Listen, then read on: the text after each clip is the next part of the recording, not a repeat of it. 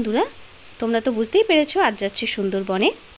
Kalna station থেকে train ছিল রাত 1টার সময়, তাই আমরা শিয়ালদাতে গিয়ে রেস্টরুমে কিছুক্ষণ রেস্ট করে তারপর ক্যানিংয়ের উদ্দেশ্যে রওনা করেছি।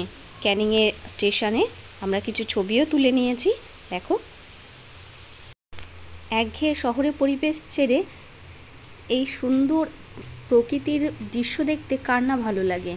দেখো, আমরা ক্যানিং স্টেশন থেকে যেখানে নৌকো দাঁড়ানো থাকে সেই উদ্দেশ্যে আমরা রওনা করেছি, টোটো করে যাচ্ছি। এত সুন্দর এখানকার পরিবেশ, মন একদম ভরে যাবে। মেঘগুলোকে দেখে মনে হচ্ছে বরফের মতো, তুলোর মতো, এত সুন্দর লাগছে দেখতে। আর এই যে এখানে লেখা আমাদের প্রাণের শহর ক্যানিং। ক্যানিংয়ের উদ্দেশ্য ছেড়ে আমরা ক্যানিং ছেড়ে এখন যাচ্ছি যেখানে নৌকোগুলো দাঁড়ানো থাকে সেই উদ্দেশ্যে।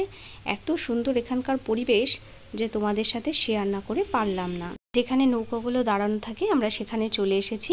যে যার নৌকা যেরকম টিকিট কেটেছে সেরকম উদ্দেশ্যে সবাই, আমাদের যে টিমটা ছিল সবাই একটা নৌকার মধ্যে করে এবার আমরা যাচ্ছি সুন্দরবনের উদ্দেশ্যে। এখানকার পরিবেশটা দেখো, এই শহরের পরিবেশ ছেড়ে এই সুন্দর পরিবেশ সবারই মানে মন ভরে যাবে। এত সুন্দর এখানকার পরিবেশ, দু সাইডে বন আর মাঝখান দিয়ে শুধু নদী আর নদী।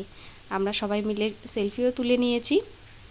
দেখো, এবার আমরা জঙ্গলের দিকে, একদম জঙ্গলের ভেতরের দিকে চলে এসেছি। একদম সামনেই জঙ্গল, আর এখানে বড় করে একদম নেট দিয়ে ঘেরা থাকে যাতে বাঘ এক কাছে চলে না আসতে পারে। যেখানে বেশি নৌকা চলাচল হয় সেখানে যাতে আসতে না পারে, সেই জন্য বড় করে নেট দিয়ে ঘেরা। দেখো কেমন মেঘ করে আছে, এই হালকা হালকা মাঝে মাঝে কিন্তু বৃষ্টিও হচ্ছে। বৃষ্টিটা এত সুন্দর লাগছে না, যখন হালকা গায়ে লাগছে এত ভালো লাগছে। চলো, আমরা গল্প করতে করতে চলে এসেছি গোসাবা ব্লকে। চলো তোমাদের ঘুরিয়ে নিয়ে আসি গোসাবা ব্লকে রবীন্দ্রনাথ ঠাকুরের বাংলোতে।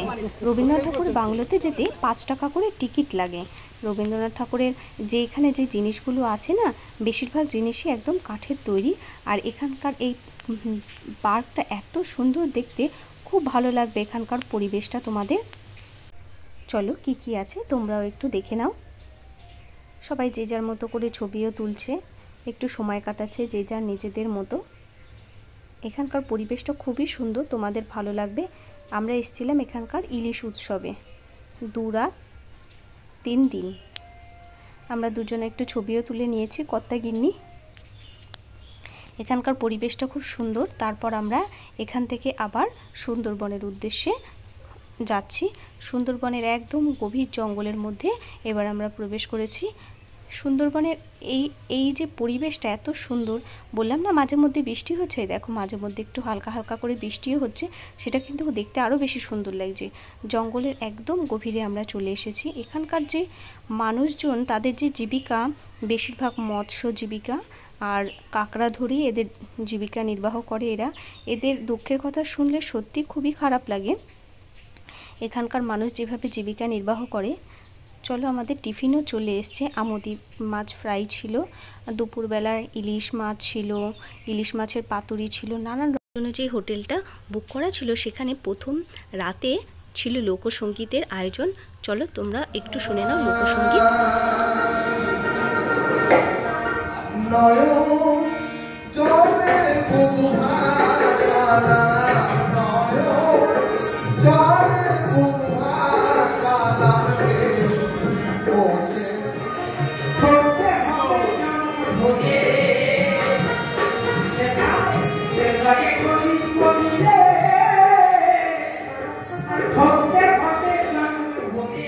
দ্বিতীয় দিন তোমাদের ঘুরিয়ে নিয়ে আসি সুন্দরবনের অন্যান্য জায়গায়। সুন্দরবন জায়গাটা খুবই সুন্দর, তোমাদের খুবই ভালো লাগবে, দেখে আসবে। এখানে ছোট ছোট স্টিমার, ছোট জাহাজ ছিল, বাংলাদেশ আর ইন্ডিয়ার সব বাণিজ্যিক জাহাজ। বাণিজ্যিক জাহাজের কিছু ছবিও আমরা তুলে নিয়েছি। দেখো এখানকার ঢেউটা কত সুন্দর লাগছে দেখতে। আর এখানে না একসাথে একটা নদী নয়, অনেকগুলো নদী ছিল। অনেকগুলো নামও বলে দিয়েছিল যারা ট্যুরিস্ট গাইড, তারা বলে দিয়েছিল অনেক কটা নদী ছিল, 5টা নদী একটার পর একটা। এত সুন্দর এখানকার পরিবেশ, তোমরা অবশ্যই একবার এসে ঘুরে যাবে। সুন্দরবনের একটা পার্কে গিয়ে আমরা দেখেছি কুমির, হরিণ, বাঘ সব কিছু রয়েছে। আর দ্বিতীয় দিনে রাতের বেলা ছিল ঝুমুর নাচ। চলো ঝুমুর নাচের কিছু দৃশ্য তোমরা দেখে নাও।